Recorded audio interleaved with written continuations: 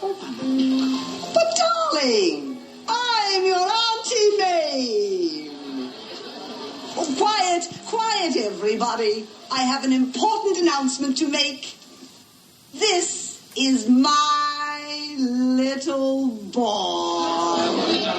Oh, no, he's not really my little boy. He's my late brother's son from Chicago. My only living relative. That's all we have. Just each other, my little love. Well, now, what am I going to call you, dear? Patrick Dennis. Oh, I know the Dennis part, darling. And from now on, you must call me Auntie Mame. Well, now. Would you like a No. Is it your bedtime, dear? No, it can't be. No, the powder room. You'd like to use the powder room. No, food. That's it. You must be famished. Now you come right along with me. Oh, take your shoes off, darling. It's like removing your hat in America.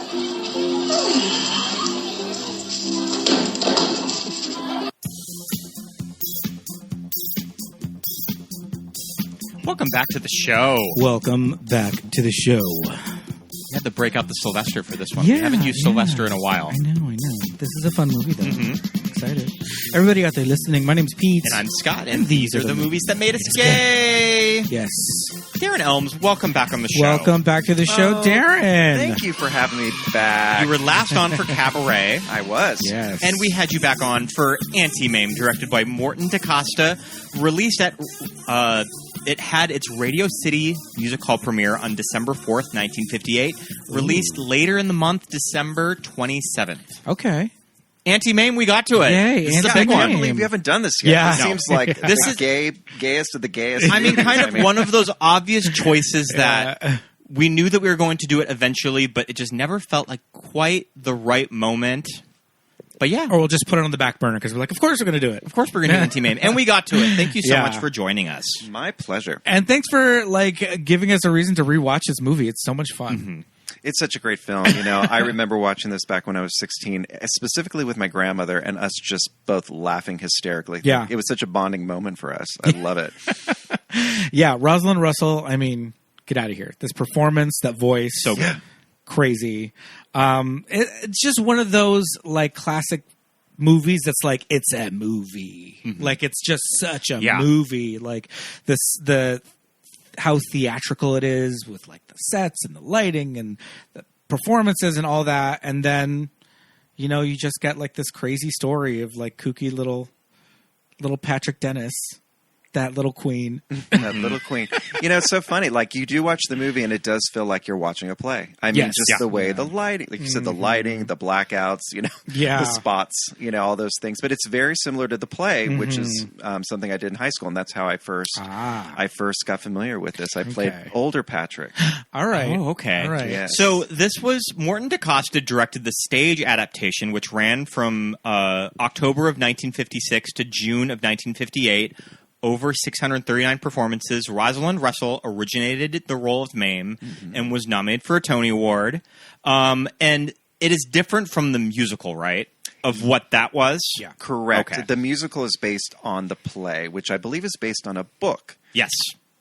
Which is sort of an autobiographical under the pseudonym, I think Patrick Dennis, I think is what he used. Or I'm not even sure if that's the name he used, but I think it's based on his life and with his aunt. Yeah. Okay. What a story, man. I know. And the author of the book, I think bisexual, too. Correct. Well, Correct. Well. Yeah. Okay. So the timeline, we'll give a little bit more of a larger, explanation of what's going on. Because I have some questions about the timeline, how long it takes, in between, point A to point B and all that. But... like you said, it's autobiographical, maybe semi-autobiographical story about this person, this kid, and it starts off with this letter, this will from this man, and right off the bat, when it starts off at the beginning of this movie, there's voiceover reading this will.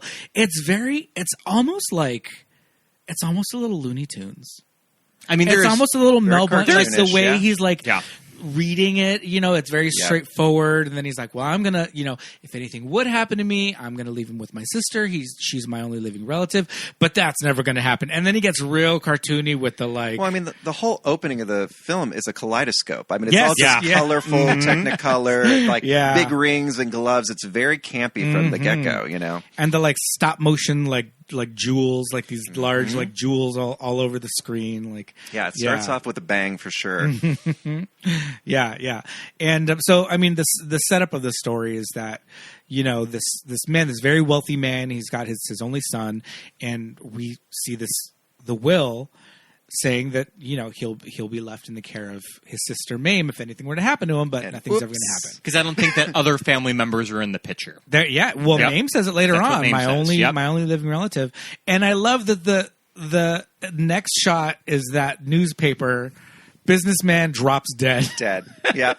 Drops dead. What a headline.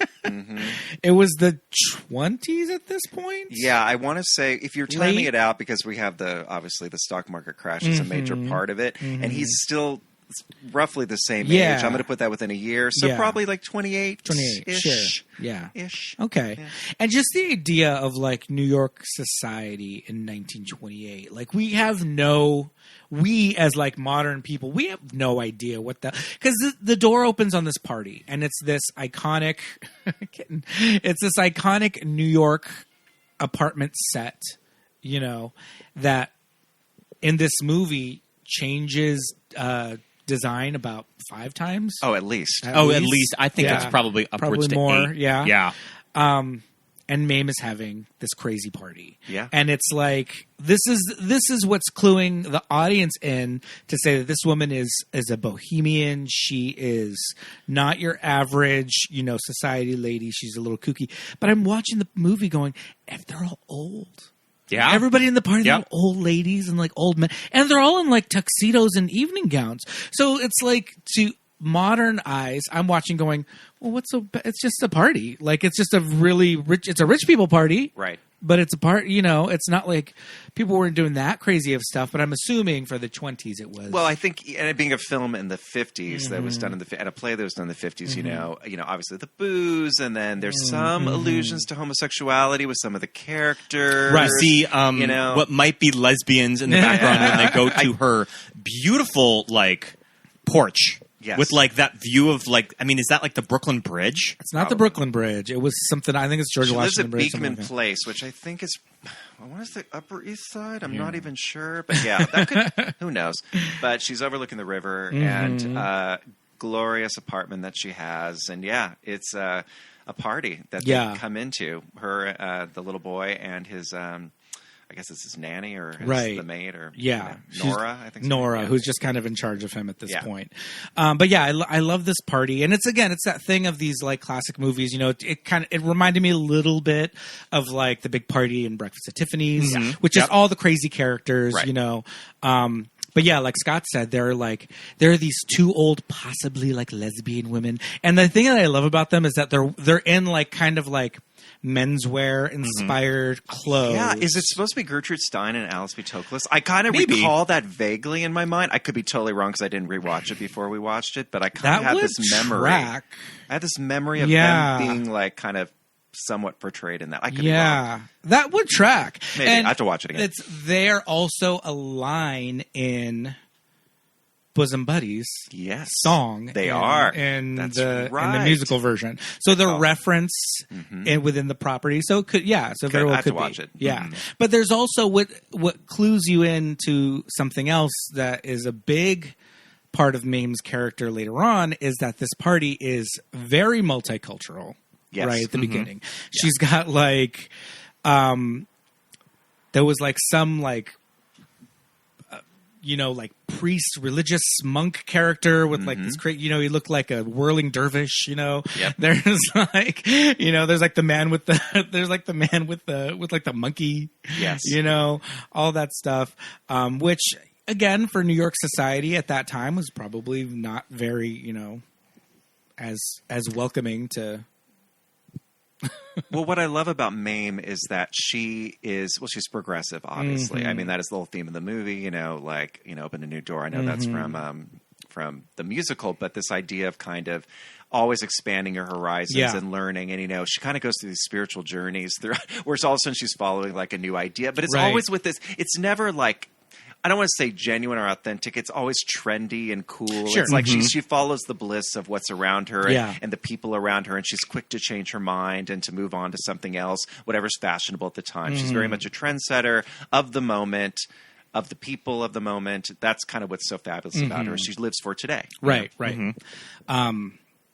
The very first incarnation of the apartment is this it's like this Asian theme. There's dragons everywhere. When she has Patrick take off his shoes, right, when she's going to go fix him a plate of fishberry jam. Yep. Yeah. Ooh, right. That line made me laugh like really hard when he was like, "Oh, can I have some of that jam, that blackberry jam?" And she's like, "Oh, it's more like fishberry jam."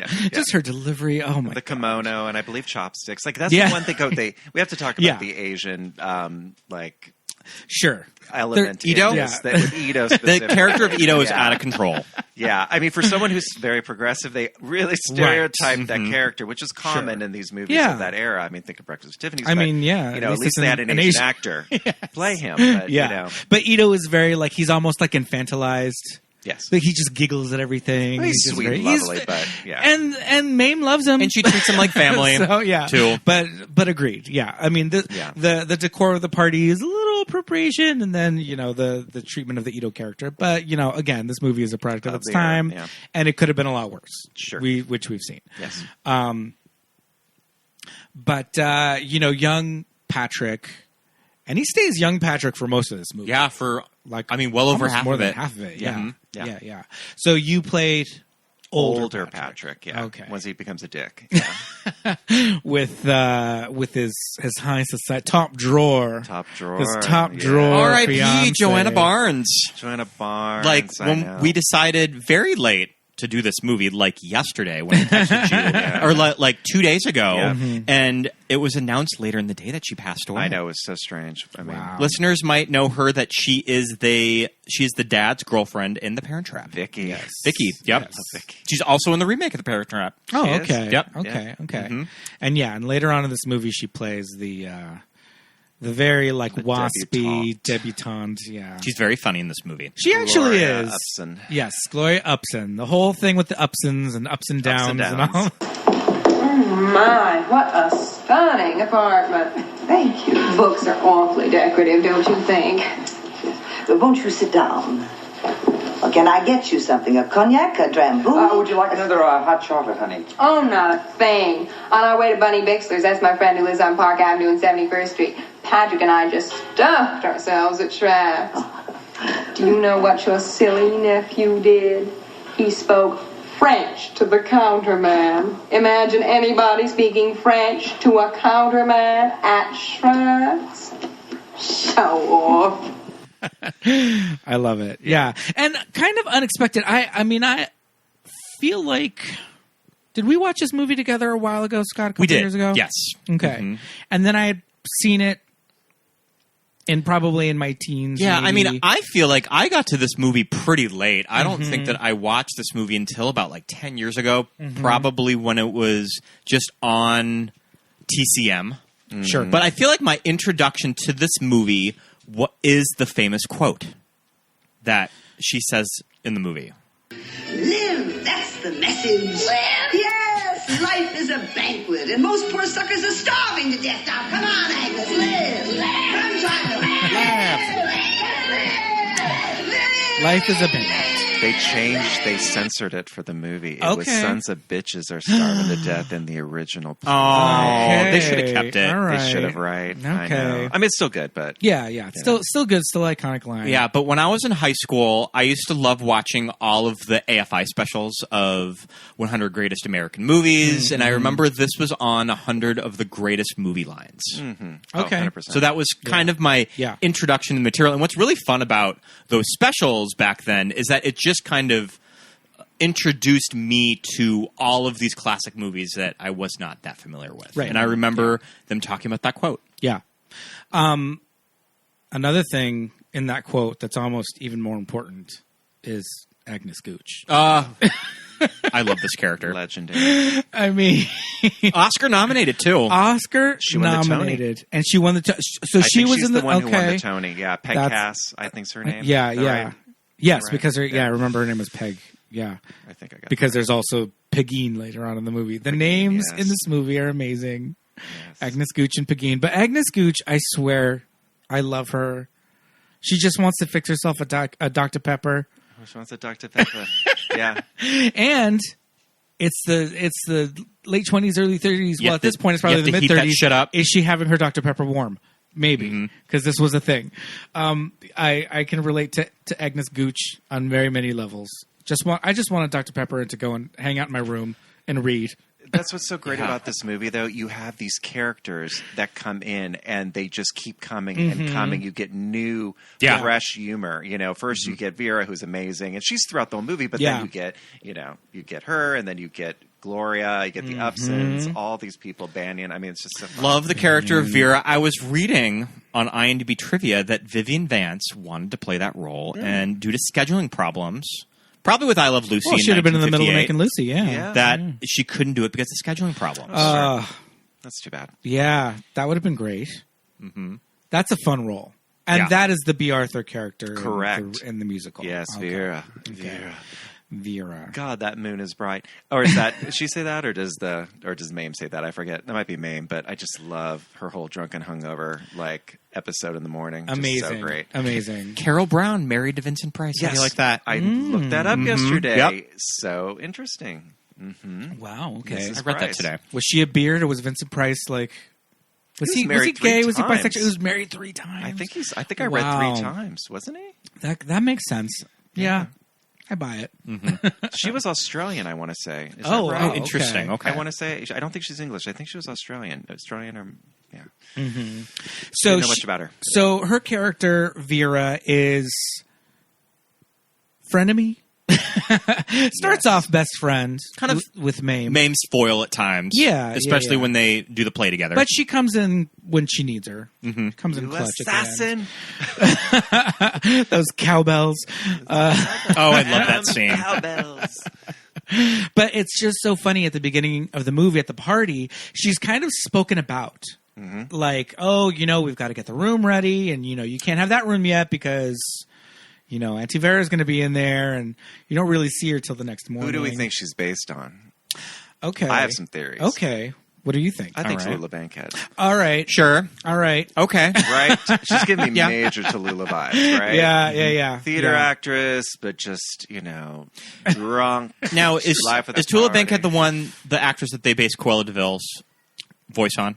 I believe so, yeah. Sure. Yeah, I would believe that. I think I'd read that. Yeah. Okay. That makes a lot of sense. That's a lot of fun. I love that. And I love early in the movie when, Patrick does come to the house in the middle of this party that she's having with all these extravagant people, and eventually she puts him to bed, and he can't go into Auntie Vera's room because she's sleeping it off. Right. And I love how they say hung. She's hung.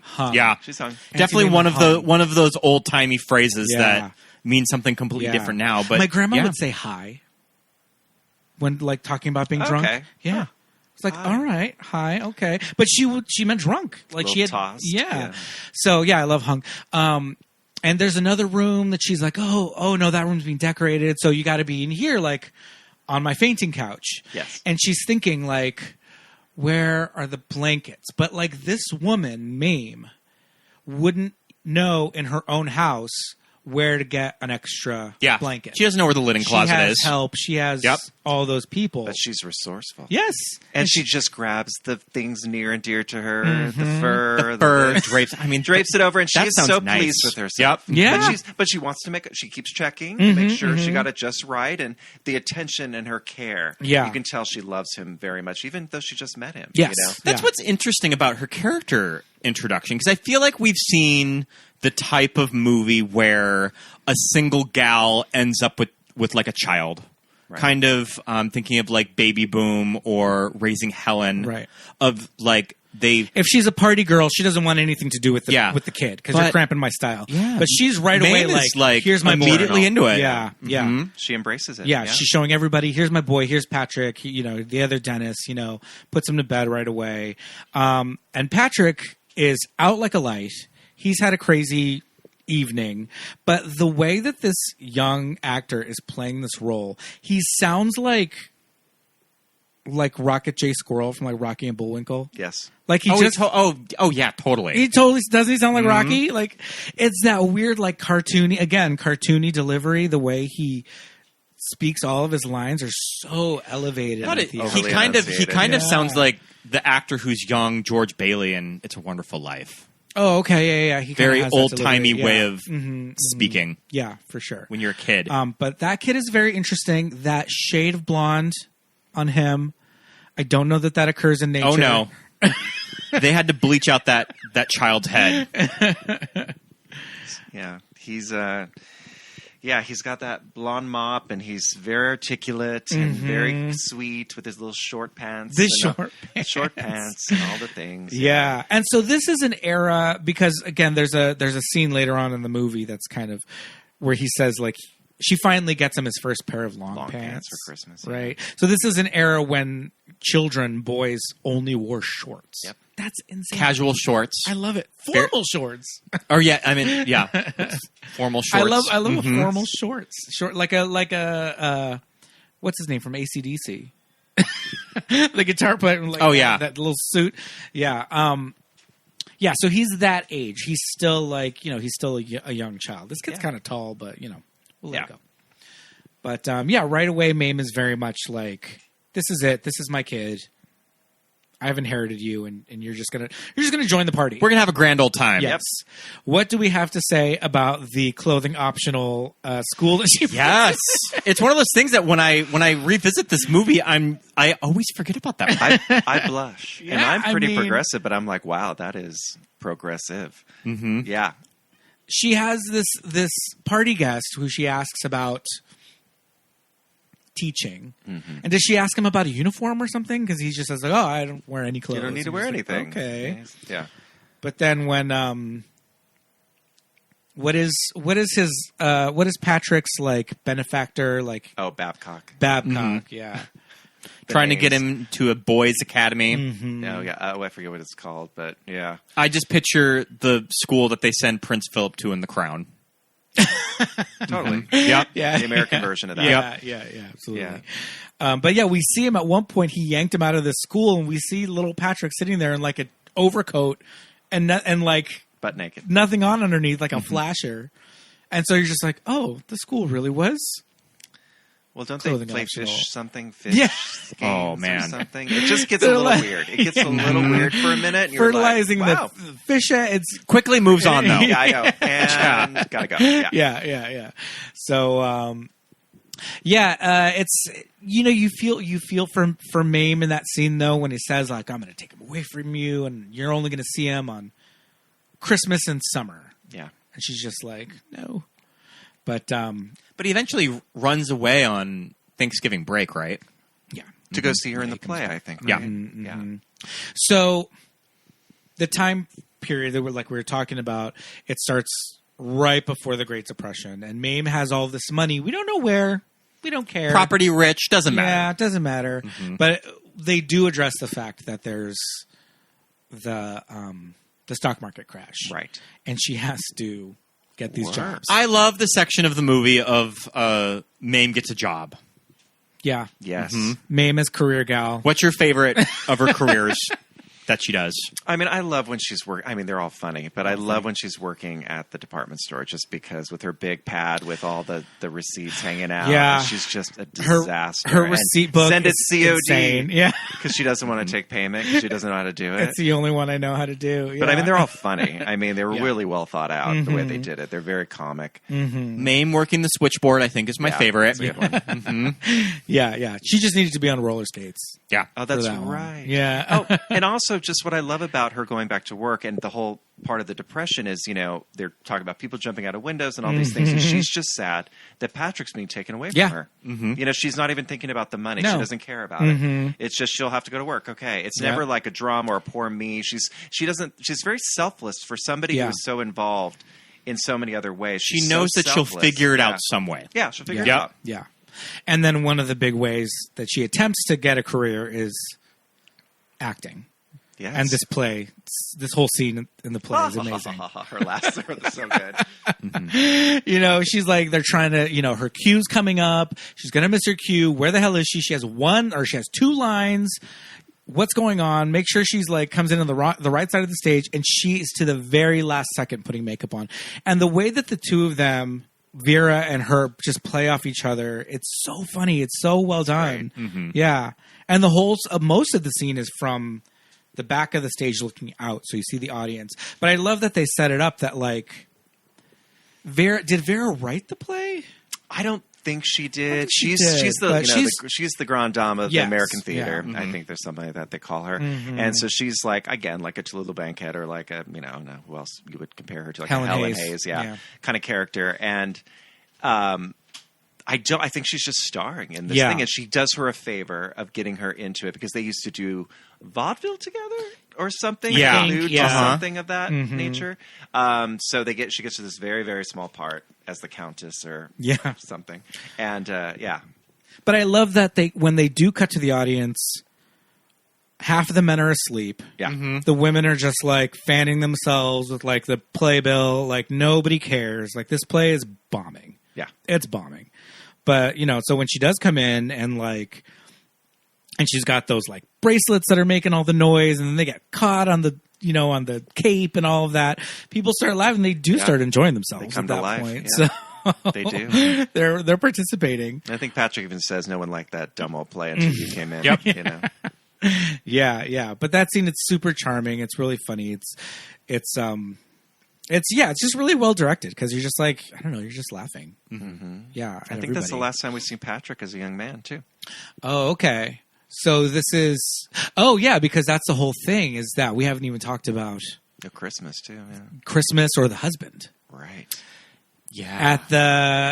At the department store, she's selling roller skates. Right. Mm-hmm. Right. And he comes in to buy like 20 pairs of roller skates. Yes, to like donate all his little nephews, or nieces and nephews, the orphans. Or I think he was donating them to the orphans. You're right, it's the orphans down in the South. Yeah, because when she tries to say COD, he's like, right. So these are going to the poor kids. So maybe we do see. Maybe that isn't the last. I think Patrick is at the apartment on Christmas because he is that after this. He ends up spending. Okay, Christmas. You're right. Thanksgiving's first. So many scenes in this So many movie. Scenes. That's the thing. Thanksgiving is the play, and then Christmas, and then we go down to the South. Right. Yes. Okay. Because that's the thing. It's Christmas. They have no money, and Ito and Nora have paid off most of the bills out of their own money. Yeah. I love that scene of Rosalind, of how she plays that moment. It's very moving. Mm-hmm. Yeah, when they give her the big stack of she's so touched. Well, yeah, because you find out, because we're sitting there going, okay, stock market crash, she has no money, she's getting all these jobs. What the hell are Ito and Nora still doing there? But then they come out saying, and she says, like, I will pay you. Like, I'll pay you all the back, everything that I owe you. Right. And they're just like, oh, no, we just... And Ito even says, too, he's like, if I didn't stay here, there's no other work for me. So right. I'm gonna stay with you. They're all a family. Yeah. And that's when Beauregard... he's got like Jackson 5 names. Pickett Burnside. Yes, that's when he shows up and he's like, hey, dude, I wanted to buy those roller skates. And he's oil rich. Mm-hmm. So he's just like, isn't even worried about the depression.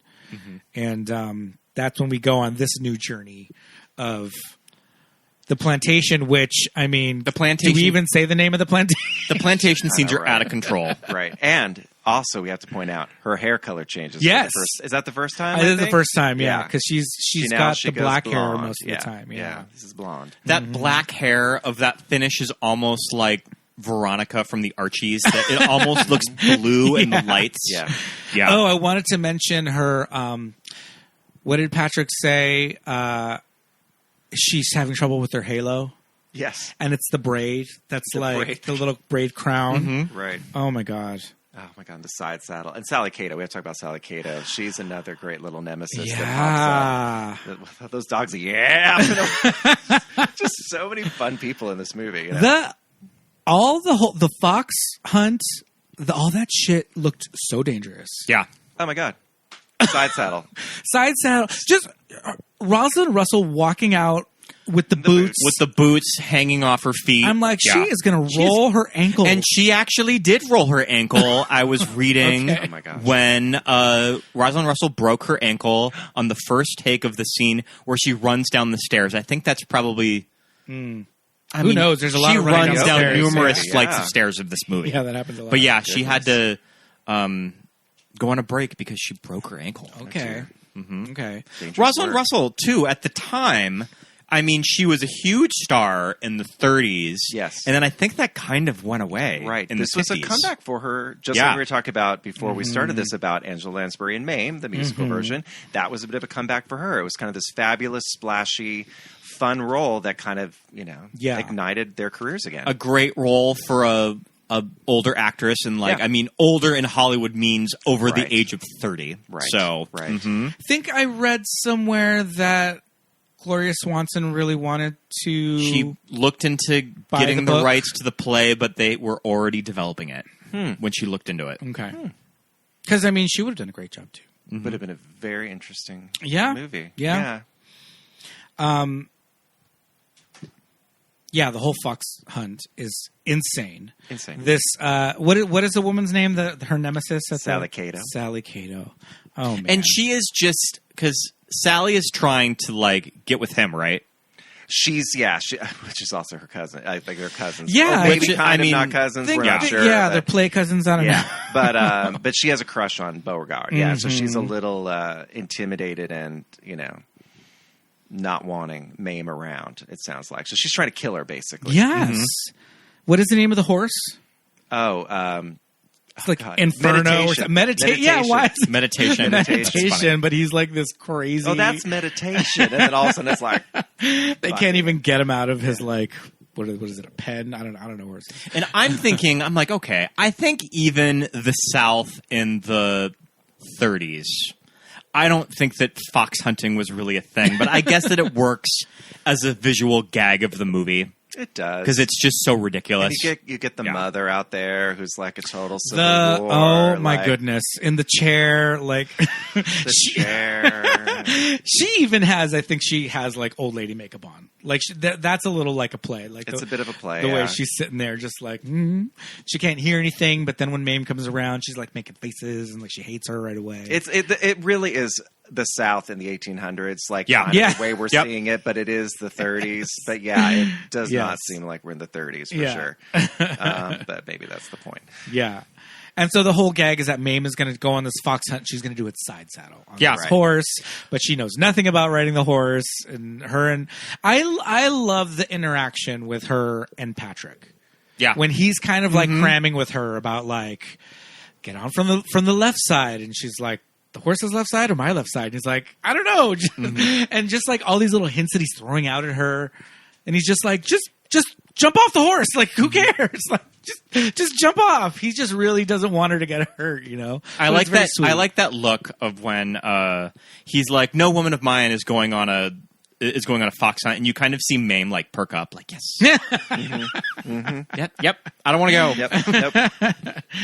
Yeah, but then at the very end, when it's this crazy crash, and there's the horse jumps over a car or a truck or something, and into a building, so and she's crawling out, and the one man goes, and what even happened to the fox? And she's like, oh, he's right. He's right here. Here you go. Yeah. That actually made us laugh. We were kind of like, oh funny. My God. She saved the fox all throughout. She ended all up saving that. the fox. She saved the stupid fox. Yeah, that was great. But it just shows how this This is a movie from the like we were like laughing. Yeah. Like the jokes still work. Laughing at Rosalind Russell. She was so funny. Like you were saying, her faces, her expressions, little things like her little laugh. Asides, the laugh, the voice. Oh my God. Yeah, the voice is very like Bette Davis too. Like, I mean, is that like, what kind of an accent is that? I mean, is that it's kind of mid-Atlantic, a little but it's like but kind of New York. It's I don't know how to explain mixed with like smoker voice. Yeah. Mm-hmm. It's this elevated kind of da-da-da-da-da. It's like scattered, you know? It's up high. But like sing-song, Sing-songy and joyful. She's always, she's always funny in this movie. So, when she does marry Beauregard... Yes. I love the honeymoon scenes. Oh, my God. Okay, so they're going to go travel, they're going to go around the world. Right. When they go to ancient Egypt, and that backdrop is amazing. Her hat is amazing. Her hat is great, but it's just like when you're on the Disneyland Limited, like the train. Totally. It just reads like you're on. It's so Disneyland. Yeah, it's a diorama. They're trying. It's very theater. It's like you're watching a theater play. But but it's great. We weren't sitting there going, "This looks terrible." Speaking of theaters, of how they do transitions, is really cool. I remember my director in high school pointed that out to us. He's like, I hate in the movie how they do these little pin spots. I'd love it. I think it's cool. Yeah. But they do these pin spots and then the blackout. Like, it's so theatrical, you know? But it's like on purpose, and then you watch it now, and you're just like, yeah, it's great. It's just a little touch, and it works. Yeah. And especially for how kind of over the top and theatrical this movie is anyway. So and it always captures her at the end. It's always her moment, her look, her reaction to what just happened. Yeah, it is always a spot on her. Yeah, so all the lights go down. Everything goes to black, and it just becomes a spotlight on her, and then it just kind of like closes. Yeah, and I had forgotten about that too. When we watched it last night, we were both like, "Oh man, these transitions are awesome." Yeah, but you know these shots when they're traveling around the world. First they're in Egypt, and then they are climbing the Matterhorn. Yep, climbing the Matterhorn. Yep. He's like lean over the side. I'm gonna get a picture of you. Goofy learning to school, learning to ski. Like Goofy learning to ski. Yeah. Yep. He yodels his way right off the mountain. Oh my goodness, I was not prepared for that. Yeah, when he's yodeling and it's just like, oh boy, he just fell off the side of that mountain. I mean, they don't show it, but they'll yodel, and it's very. And then the rope drops, and you're like, "Ooh, oh no, bye, Bo." Yeah. But you know, all that means is it's a means to get Mame back into independent wealth. Yes. For the story. Yes, she's rich again, and we don't care where all this money's coming from. And Mame is not one to dwell. Like, she quickly moves on. Yes. Mm-hmm. Yeah. And then this is probably when we get Patrick aged up a bit. Correct. Yeah. Now he's older. He's gone off to college. I think he's in college, maybe. I think they're in college at this point. I think because she says, because we meet his girlfriend. And he's like, is he pledging like a fraternity? Probably. I don't remember. Where, I mean, just like an old... he's in a men's, it's like a prep school, and they wear hats. So interesting. Mm-hmm. Well, the little beanies is a thing that the freshmen wear. That was a thing in like old timey, like prep schools, but old academia. He's definitely been he's integrated himself into high society at this point and conservative kind of values. Yes. Well, the girl that he brings home, Gloria, when she starts speaking, it is Thurston Howell the third, the lockjaw, kind of like top drawer. And I forget what school she goes to, but she's like, "Oh, I'm going to this school. The school is so top drawer." And Mame's just like, "Oh, great. What are you studying?" And she's like, "What are you talking about? What? My major? Why would I pick a major? Like, I'm in college." Oh, that right. Like English lit kind of thing. Like he's my major. Like that's why I'm going to. It's all about Bunny Bixley. Yeah. Oh, fucking Bunny. But it's so interesting because Mame is crazy rich. Mm-hmm. She throws these extravagant parties and she lives this crazy lifestyle. But like at the end of the day, when it comes down to it, this girl who comes and is just this like debutante, frivolous, Mame is just like, what is your deal? Mame is still an outsider. Yeah. Mame is still an outsider to the New York elite. That too. Part of society. Mm-hmm. Yeah. So we're probably now in the late 30s. It's probably pre-World War II, I would think, now. Yeah. And so this is when Patrick decides to get her a dictaphone, a secretary, and a ghostwriter. Because she is going to be writing her memoirs. So she can write her memoirs. Yep. And this is when we finally get my Gooch favorite and character, Banyan, Agnes Gooch. Agnes Gooch. And Banyan, this guy, I'm telling you. Is this the one that the Irishman that like tries to? Yeah, the Irish. He's an Irish writer or whatever. He's there to help inspire her and get her to complete her book. Yes, not ghostwrite, but he's infatuated with her, and maybe she with him. That's when she goes red. Right, she goes red for a brief period and wears a little tartan. Yes, but I feel like his whole thing is just like, I think he's just in it for the money. Yes, because once she gives him this. He wants to go to this party, and she's not trying to go with him. So that's when she's like, "Oh, go with Agnes." And he's like, "Why would I go with Agnes?" And he's like, "Oh, the de Gooch, the Baroness de Gooch or whatever." Yes. And he's kind of like, "Oh, okay, I can go with Agnes because." Well, they bomb her out. She looks. I mean, you got to give her a makeover. The Agnes makeover. When she pulls her little cardigan and she's like, "You do have a bust," and that's when we get like the famous line, right? It's that scene where they're going to go give her a makeover. The live, yeah. Yep. Because she doesn't want to go. She doesn't want to go to the party. She wants to drink a Dr. Pepper. But this is a very like Rachel Dratch. Oh, she'd be so type great of character. She'd be so good. It's very like it's kind of like the role that Rachel Dratch plays in Down with Love. Sure, yeah. The secretary, yeah. Oh, she'd be great. Yeah. We got to get her to do this. Really would.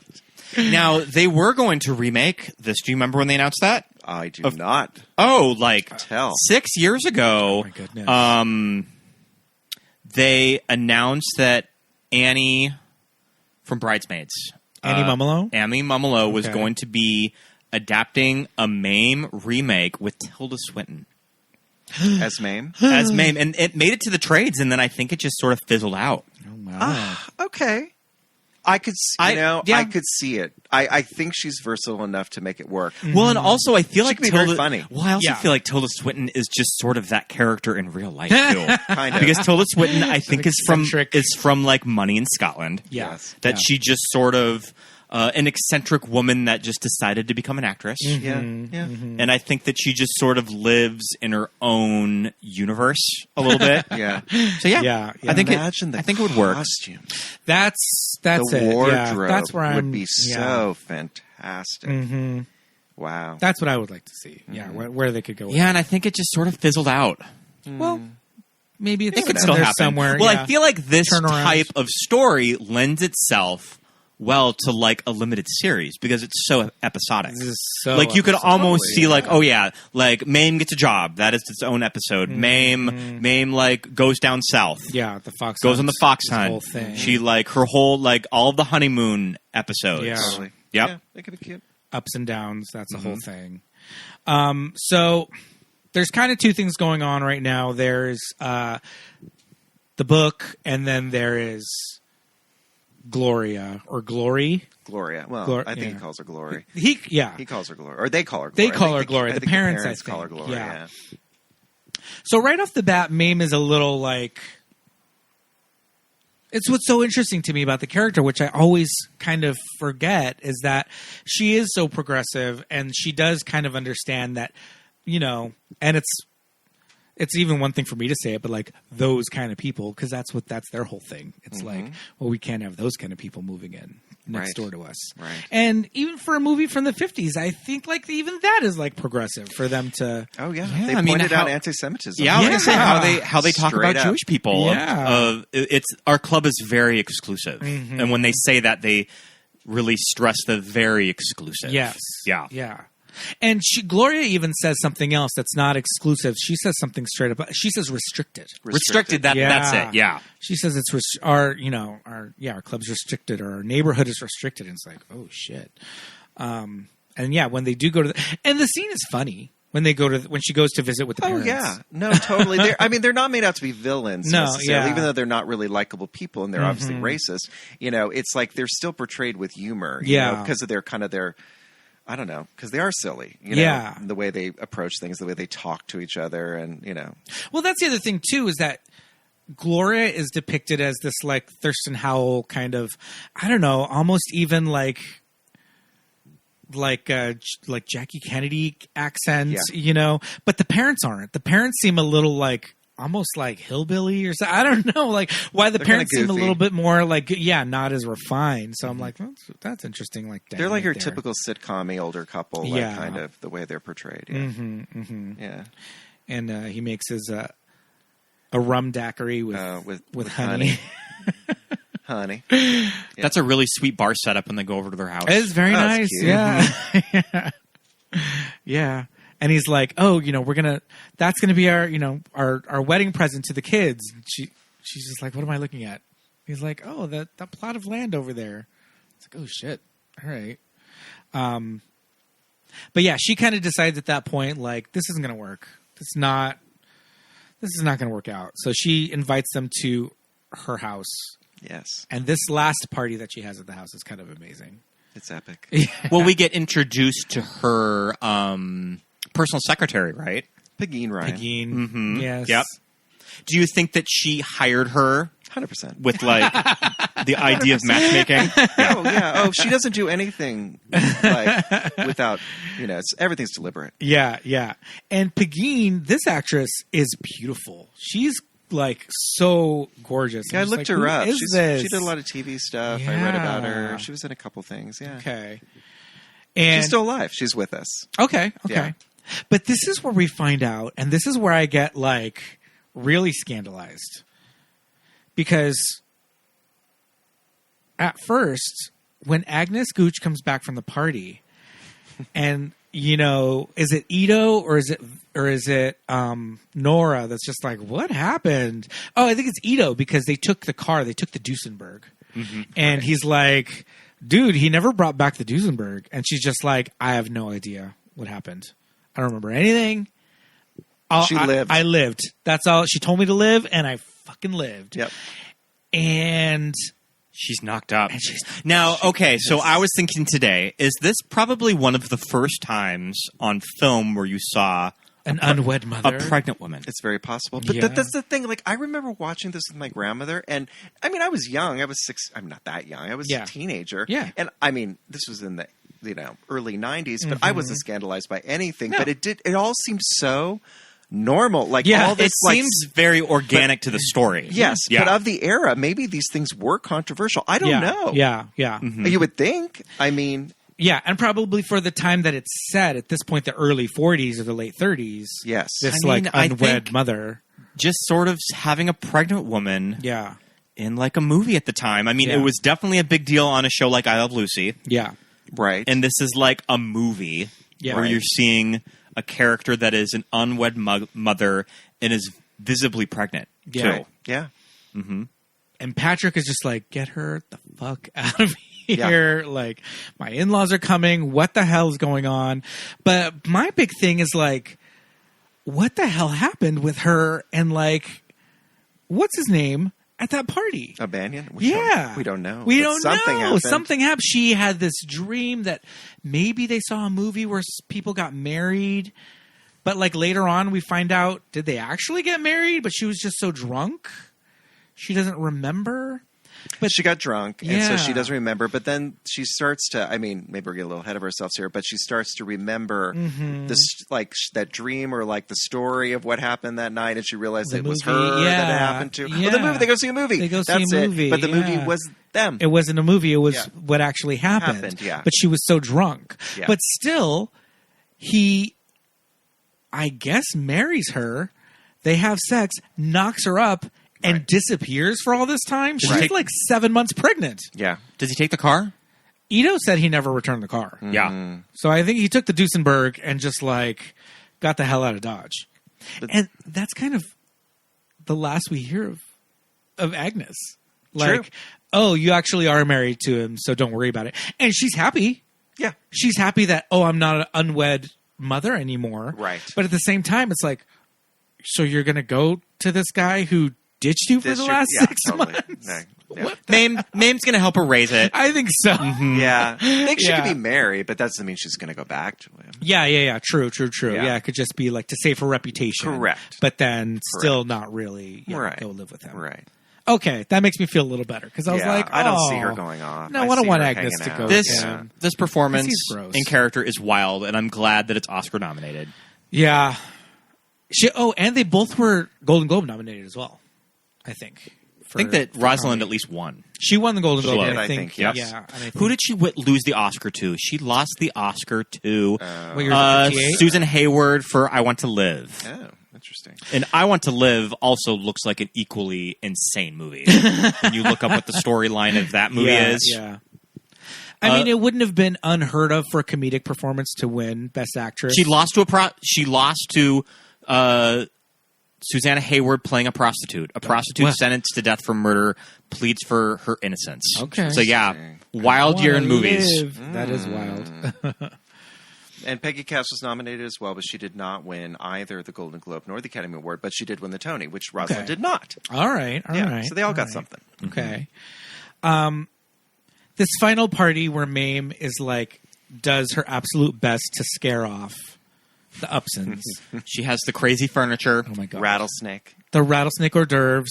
I love the Flaming Mames. Is that what they're called? The Flaming Drink? Yeah. It's got a name. Is it the Flaming Mame? Flaming It's not the Mame. Flaming Mame. Well, I can't remember. she set it on fire. Yeah. Oh, I had to hold one of those for like 5 minutes on stage. That was not fun. Oh, no. And then what is the like mobile art? Like, what is it? Like Brecht or like whoever and does the that? Seats that go up and down. Those couches that yeah. Oh, man. Just one thing after another. Then you have Agnes in there, and then she gets Patrick up on a ladder with Pegeen, getting all cozy. Yes, continuing to get Patrick on the ladder with Pegeen is just like helping with brilliant. the mobile. Just one thing after another. Yeah. Yeah. But like none of that really sets them off until like big announcement. Yeah. Mm-hmm. I love this scene.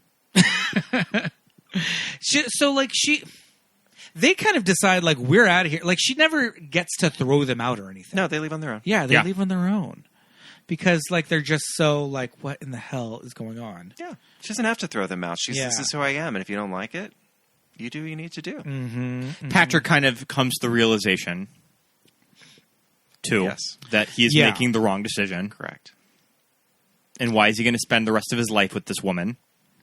Yeah. So this isn't who he is. Yeah. So what happened? What does Gloria say that kind of sets him off? That he's just like, no, it's like the final thing where he's just like puts him over the edge.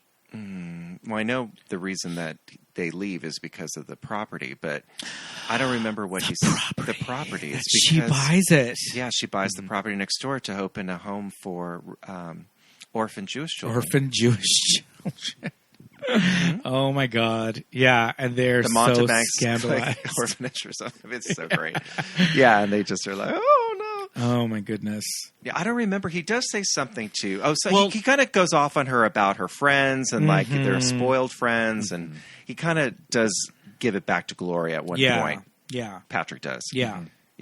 For being a little bit. I think she mentioned something about like, we don't need to be around these people anyway. Yeah, what and people? She's just and he's just like, this is my family. These are my people. Yeah. And that's when he kind of like comes back to his young Patrick. Senses. Yeah. Mm-hmm. Yeah. I mean, Mame gave you this fucking cool ass life, and you. Yeah. Yeah. Money is dazzling.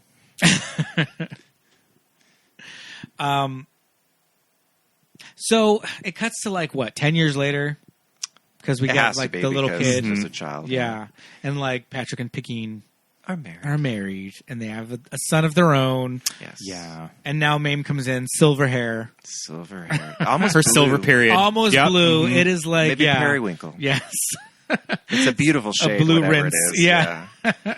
In like a sari. Yeah, gold sari. And now the whole apartment is Indian themed. Mm-hmm. Yeah. Talking about like you can see the Taj Mahal from like the view of like this mountaintop. And isn't the kid wearing a turban? She gives him a turban. She puts a turban on his head. Turban. Yeah. Mm-hmm. With the scimitar. Yeah. And here we go all over again. The story continues. Yes. Yeah. I love it. Do we want to maybe talk about the queer themes of this movie? Mm-hmm. Sure. Too with Mame. Mm-hmm. Yeah.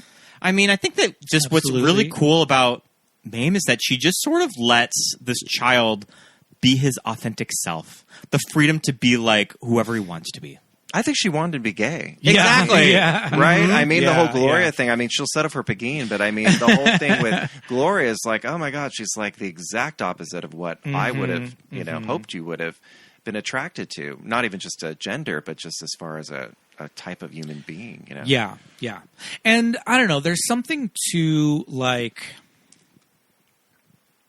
I had a very sassy grandmother who wore crazy clothes and had like a crazy backstory, and she had a bunch of sisters, and like a couple of the sisters were there with some crazy stories, and singing on the radio, and owning a disco in the 70s, and like all this stuff, and just numerous businesses. I want like disco. Oh, my grandmother, laundromat. Oh, yeah, she had a lot of businesses. Yeah.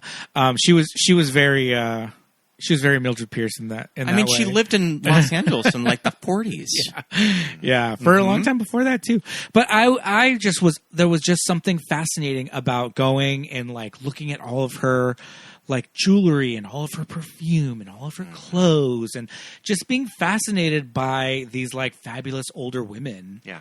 And little gay kids, little gay boys just being like, oh man, everything about all this I like want to hear about. Well, we can also say, is Mame a gay man? Is Yeah, she a metaphor? Exactly. For a gay She's man? she's the fun gay uncle. She's kind of like our Golden Girls, you know what I mean? Sure, Like yeah. she's that generation's version of that. She's this kind of idea of a gay man, this mostly single woman, or person. Is not tied down with not children. Tied down, lives a fabulous life, surrounds herself with really amazing, wonderful people. Is very open, progressive, travels, does all these fantastic things, dresses well. Yeah. Yeah.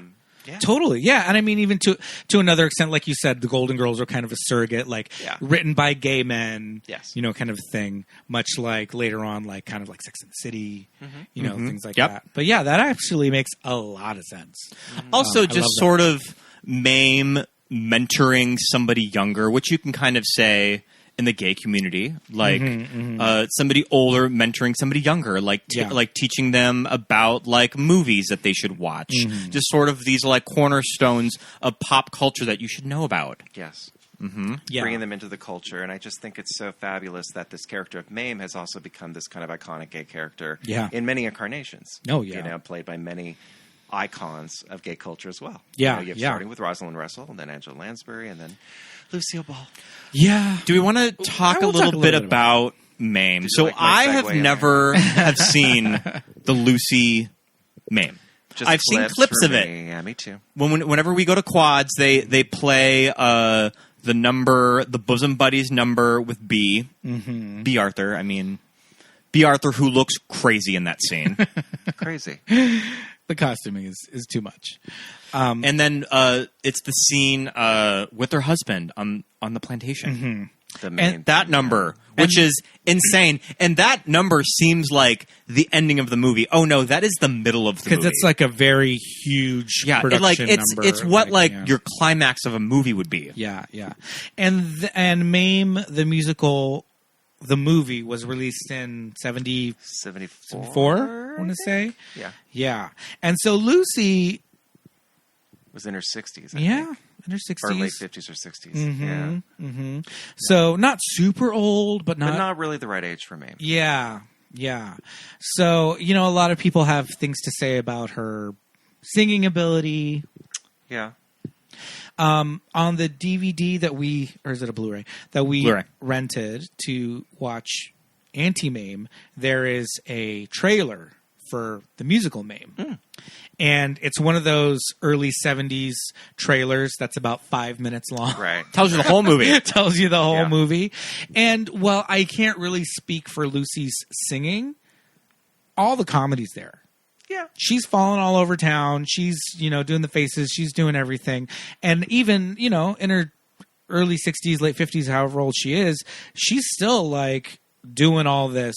She's doing a lot. And it's working for the way they cut it together watching it, I was like, okay, she's holding up at least in the comedy end. So that's one thing. And as B. Arthur, they were friends, right? B. Arthur and Lucille. I think so. I think they were. I don't know. Yeah, I mean, yeah, I think so. Isn't there a story about I know Lucy that, being in the audience I for mean, like certain Golden Girls episodes? Yeah, I mean, Lucy, I think, went to a taping of the Golden Girls. Kind of surprised that they never roped in Lucy to be on the Golden Girls, but maybe that was just a B. Arthur thing of that we're not going to go there. Like, that's a little too... Like, even B knew that maybe that's just a little too much. So could she have played Frida Claxton? Maybe. I love the actress that plays Frida Claxton. I do love the actress that plays Frida Claxton. Because, like, I mean, like, Bob Hope was on the Golden Girls. Like, they like, and that was all. Yeah. Betty got Bob Hope because they were tight. But yeah, the 70s musical is there. There is. We talk about Connie and Carla every now and then. I still have not seen which Connie you and Carla. Still have not seen. I'll never forget when we were at Casita del Campo, and Alec Mapa was there, who was being very like flirty. Hey, Alec remember. Mapa, he was having a great time. Yeah, he was having fun. Like hand on like your head and everything. And I remember you mentioned Connie and Carla, and I remember just his look at you when you mentioned Connie and Carla. Well, I said, I really like Connie and Carla, and he goes, "Why? Why?"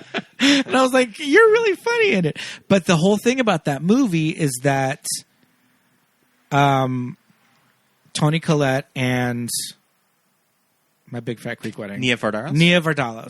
The whole thing about them is that they do local dinner theater in like Staten Island or something, and when they go on the run from their like mob boyfriends, they are looking at all these like dinner theaters throughout like the country, and every dinner theater they go to, the entire audience is senior citizens, and it's always Mame. Yeah. And it's always the one song from Mame. So by the end, the like crazy like Russian hitman is like singing like Mame, and it's just like it's kind of really funny. It's kind of like a funny little, we need to watch bit. it.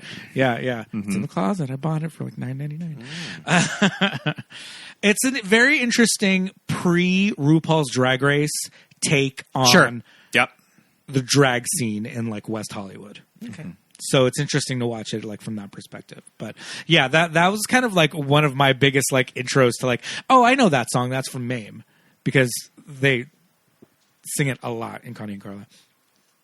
So yeah, there's a lot of like queer, like, I don't know, not allegory, undertones, I guess you would say, to this movie. That the little boy who plays, I mean, I know he's a little kid. He was a little kid actor, and kid actors at that time, it was a little bit more elevated. We don't know a lot about this guy, do we? He didn't really grow up to become an actor. His name is Jan.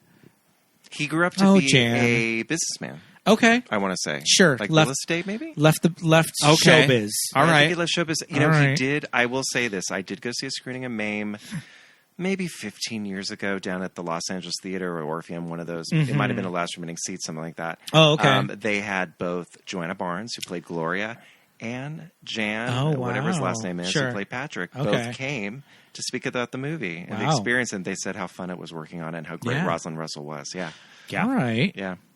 That's really cool. But I don't think he did much. He did. I think he popped up in a few things, if I remember, from like a Twilight Zone episode he's in. Yeah. Oh, okay. I want to say. Yeah, because I looked up his IMDb and I didn't see anything major, but I did see the Twilight Zone. He might be in the Maple Street episode. I can't recall. But he did do a few things, and I think he left the business. Yeah. Okay. Yeah. Well, yeah, I feel like this proper. Do they ever do like revivals of the play of this version? The play, I don't think they've done. I mean, they may have done readings. I haven't seen anything in years about this show.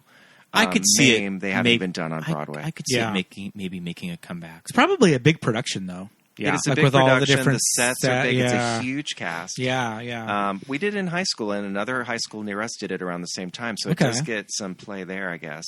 Okay. Oh my god, a high school production of Mame. Yeah. Like, our high school wasn't doing theater that cool.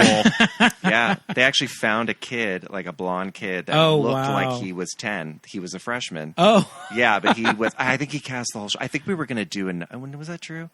I don't remember if we were going to do another show, and then he came to audition. He was like, this is my chance. Like, I can do a show with a little kid. Then we were going to do Oliver for the musical, and the kid didn't audition, and then we did Cabaret. Oh, because he was like, okay, no kids, so let's do this. Something really grown totally up. Changed, yeah. And Plan B. And Plan B. Wow. Yeah. So I would imagine that the high school, the stakes for who's going to get Mame. Oh, that was a big deal. That had to have been. Well, my director, he's dead now, so I can talk about him a little bit, but or maybe I shouldn't. But he it was a big deal because his thing was when he cast shows, he would often pick some new girl to play the lead. That was kind of his thing, to surprise everybody with this new talent that he found. This was his thing. All right, I get it. I love this. Mm-hmm. Yeah, so the woman or the girl at the time, who I thought should have played it, had done a lot of shows. And she was probably a good choice for it. But he went with this new talent that came in, this girl who had transferred in as a junior and was great. You know, she was great. Yeah. But totally everyone was like, oh my God, Scandal. who's this girl? Yeah. You know, and he did that a lot.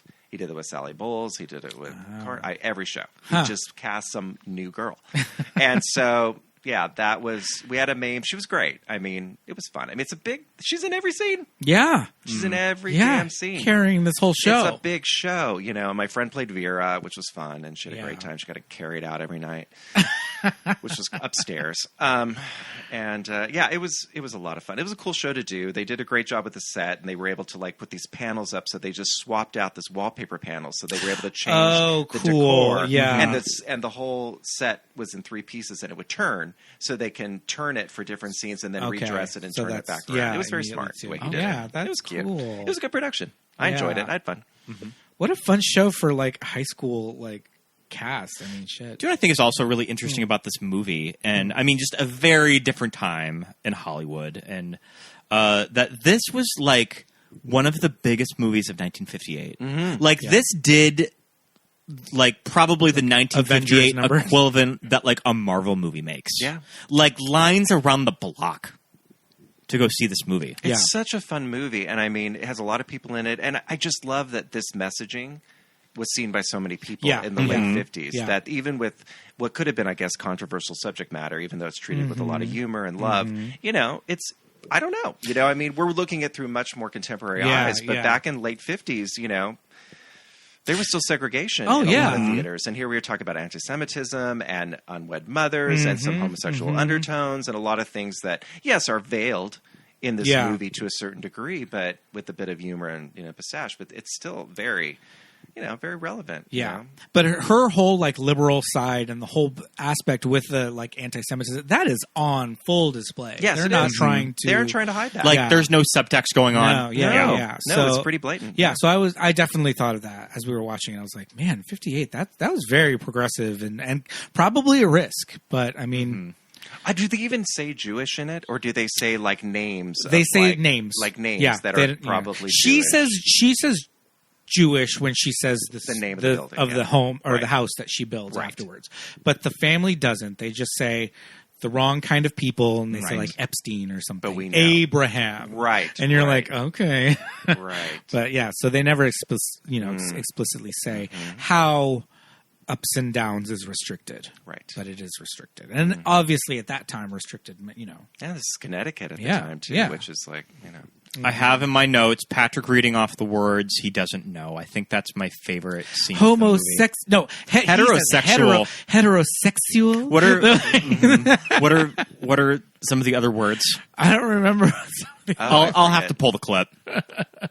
Well, now, read me all the words you don't understand. Libido, inferiority complex, stinko, blotto, free love, bathtub gin, monkey glands, Karl Marx. Is he one of the Marx brothers?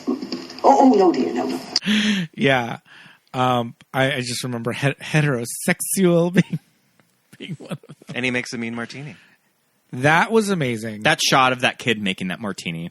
Stirred always, never shaken. Yep. It bruises the gin. Bruises the gin. That's very Dominique Devereaux. Like, Yeah. the champagne's burned. Mm-hmm. Yeah, there's a lot of bitchy lines. Like, what does Sally Cato say to her that she says, "You do that, honey"? What does she say to her? I forget what she says to her. Yeah. I forget. I remember Mame's retort for sure. Just a lot of fun dialogue in this movie. Oh yeah, absolutely. Just full of one-liners and just the way they all deliver it. But just Rosalind Russel, that just the voice, the accent, the characterization, all of it put together, you're just like Gorgeous. Yeah. You're just like glued to It's the second every scene she's in. Russell movie that we did, because we did the women with Dennis. We did the women. Yeah. That's a fun movie too. That one I had never seen. She's really fun in the women too. Really great. They're doing that at Last Anybody in LA? They're doing that at Last Remaining Seats this summer. It's a matinee movie. Oh, cool. Down at the LA Conservancy, down at the Los Angeles Theater. If you haven't seen it, want to see it on the big screen, get your tickets. I did. It would be really fun to see the fashion show with an audience of gay men. Oh, God. Just cuts to Technicolor. Yeah. Auntie Mame is not currently streaming on any services right now. You can rent it online, so you can rent it at home from Apple. Or I think Amazon. it goes on and off. But demand. I think it goes on and off. I mean, I definitely know that TCM plays it a lot because that's when I first watched it. Do you remember when Logo used to do cocktails and classics? I remember they covered this movie. That's and right. Michael Modesto from The Village Voice. Musto. Yeah. Remember, he was a guest. Oh, okay. That makes sense. I'm sure Drew Drogi was there. He was always there. Yeah, he was always there. But yeah, the Watch Now app does not currently list Turner Classic Movies, but it is available for rent everywhere else. But Great. I mean, if you haven't seen it, definitely $3. Must see. And rent it around Christmas time. I There think it's a you good go. gay Yeah. Christmas movie now. Yeah. I would put this in the Christmas lexicon. Absolutely. Oh, yeah. Yeah. I mean, what's the big song in the musical during Need Christmas? a Little Christmas. Need a Little Christmas. Now, is that written for the movie?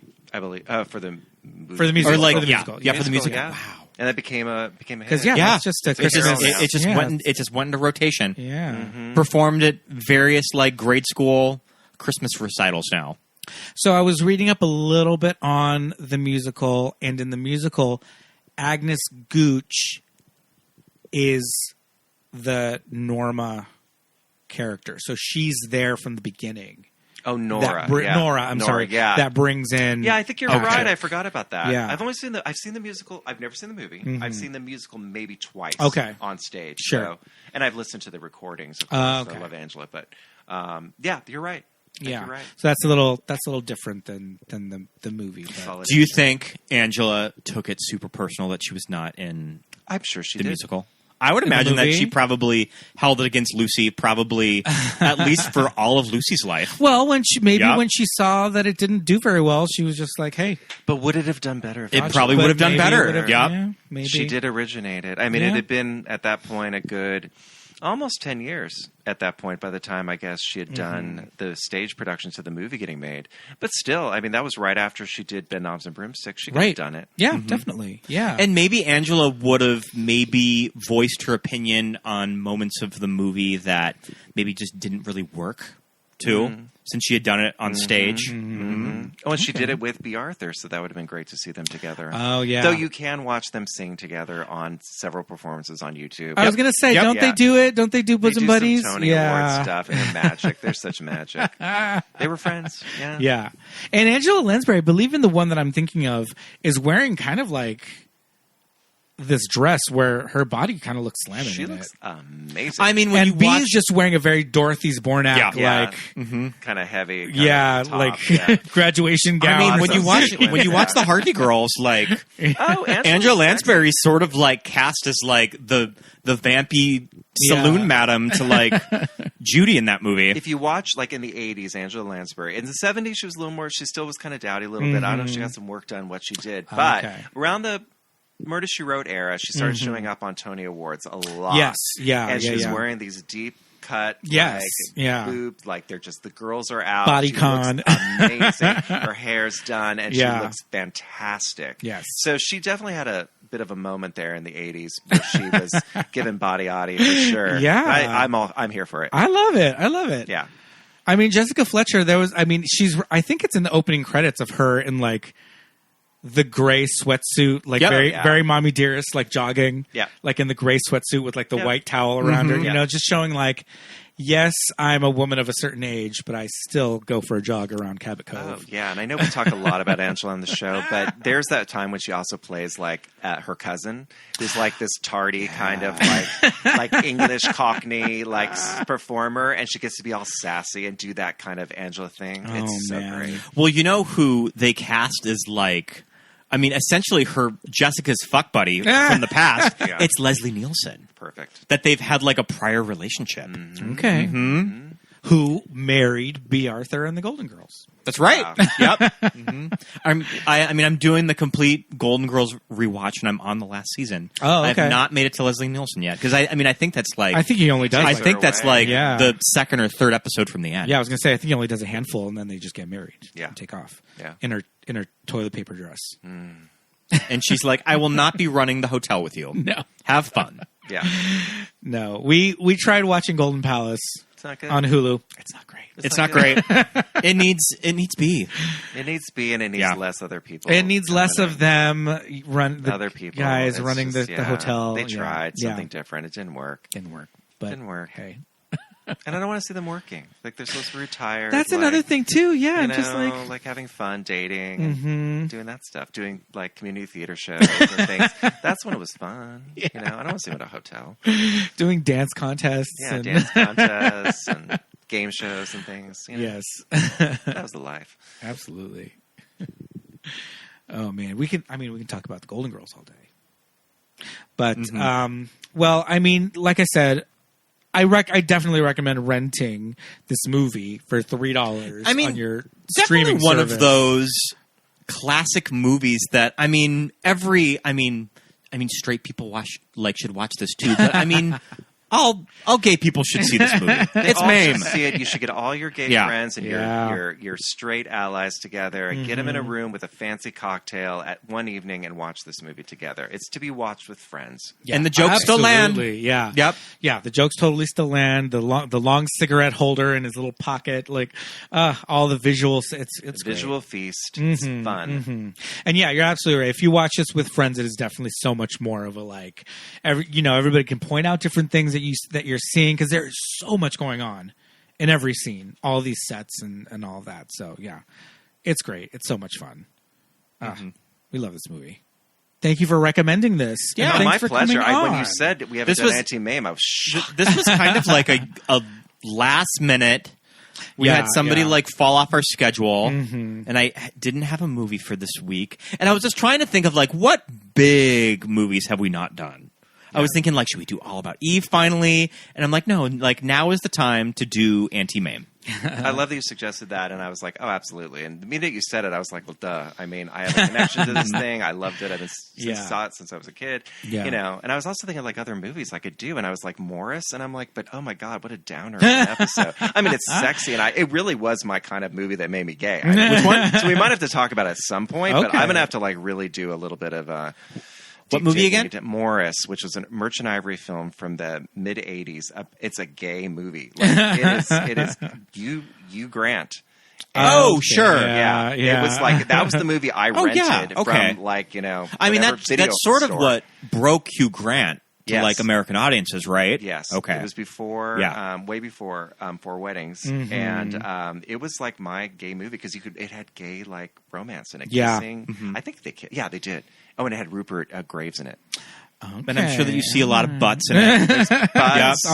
There's a lot of scenes with young men skinny dipping, right? A lot of subtle flirting and what's the game they play there with their baseball? What's that called? Cricket. Yeah, some sexy cricket moments. I mean, it's all upper crust English and that's written by the guy that wrote Call Me by Your Name, right? No, this is Ian Forster. Okay. Yeah, which is he wrote Room with a View. The novel, yeah. Okay. So very Merchant Ivory film, very British, very mid '80s. But we'll have to talk about that at some point. It's so that genre. Yeah, It's like absolutely. it's not like a campy film. Yeah. Like this, it's like it's more like, oh my god, I was this 15-year-old watching this movie by myself with my where my parents were in the other room. What are you watching? Nothing. Yep. I absolutely I know exactly what you're talking about. And you know what too? It's like at that time, when they would show these movies on like PBS. Yes. On like local public TV. You didn't even have to have cable, and PBS would still show like the butts and like the men kissing and all that, and you would just be like, I should not be watching this. Where's PBS the VCR? Gave me everything. Tales of the City. Yes, was huge coming out. Absolutely. In '94, I was in my little TV in my room watching that. Going, shattered. What am I watching right now? Yes. This is what I want to do. This is my life. If I didn't have that, who knows what happened? Yeah. Who's your favorite Michael Tolliver?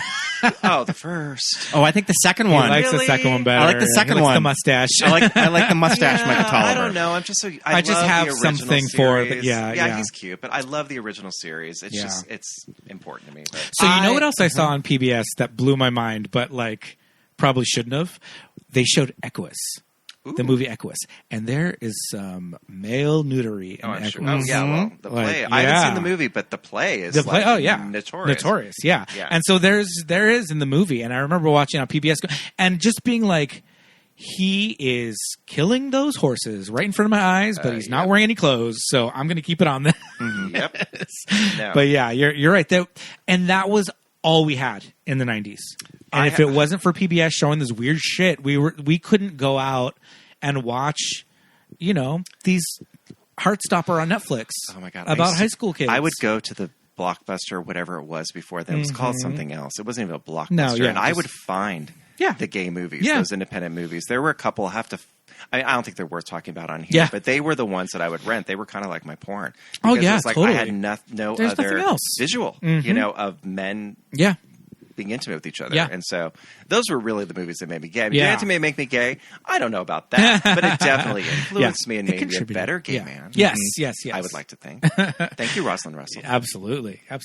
Yeah, I think we're going to have to get around to Tales of the City eventually. Tales of the City would be a fun one to do as like a series, a multi-parter. I think I prefer the one with Jim Jones. I like Further. That's that one. Third one. That one gets crazy. I don't think I've even seen that one. Yeah. I like the OG. Yeah, I'm OG. Yeah. Because Parker Posey, I mean, she's such a small part in that, but Chloe Webb is Mona. Yeah, I love Chloe Webb. You just can't repeat that magic. It was so good. Absolutely. I did not finish the Netflix series. Oh, the reboot. It was okay. I got maybe 3 episodes, and then I just did not watch. Get into I just didn't watch more. I did watch it. Yeah, I'm glad they made it. Yeah, I do. Good for them. Laura Linney looked like she had a good time. She had a good time. Olympia. We got that last, we got to see our Madrigal one more time. Yeah. So, but we'll definitely have you back on for Tales of the City when we do that. But thank you for coming on for this episode. This was so much fun. Yes, thank you so much. Yes, indeed. Fun, as always. All righty, but until next time, it's time to bid you adieu. Bye, everybody. Bye.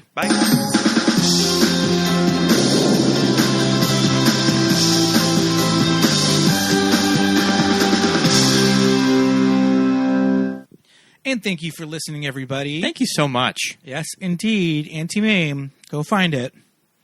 It's not that hard to find. You can stream it for about $3 pretty much anywhere.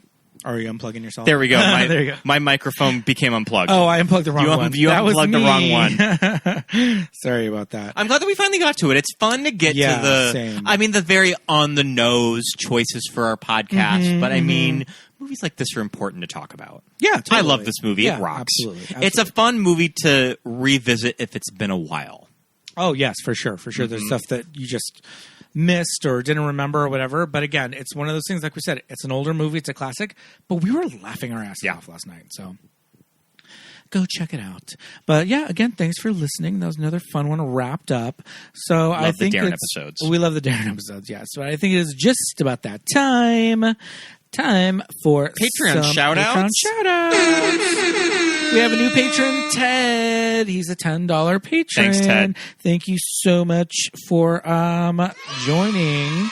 And when you're a $10 patron, you get the commentaries. Yes, you do. You get all of our commentaries. We've got over 20 commentaries on there that you can just listen to as a supplemental episode, or you can sync them up with the actual movie. It's fun to sync up. It's so much fun to sync up. It's like you're watching a movie, and Scott and I won't shut up the whole time.